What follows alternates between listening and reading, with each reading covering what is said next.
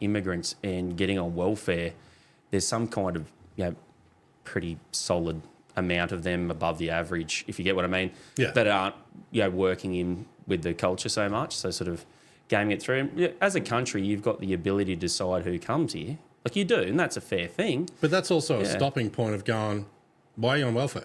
Well, you're not a citizen. But if you bring in 100,000 people and, a ridiculous proportion of people from that country end up not being overly productive, well, you'd be looking, going, righto, what can we do to help these people be productive? Or, do we have to look at how we're immigrating, where people are coming from? To say that we have to have some kind of broad blanket, it's just crazy. Like, there's so many people coming out backpacking. We've employed backpackers for 30 years out there. Yeah. And, so many of them want to stay in the country. They come out and work in the bush for years.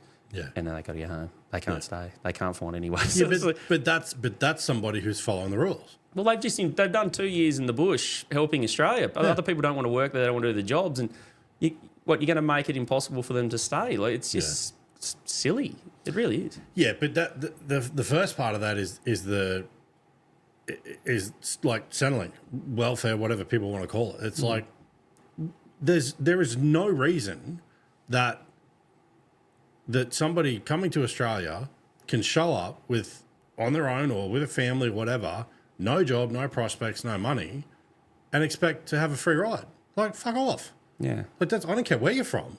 I don't give you fucking American, Irish, fucking Chinese. Like, it doesn't matter. It's like you cannot show up somewhere and put your fucking hand out.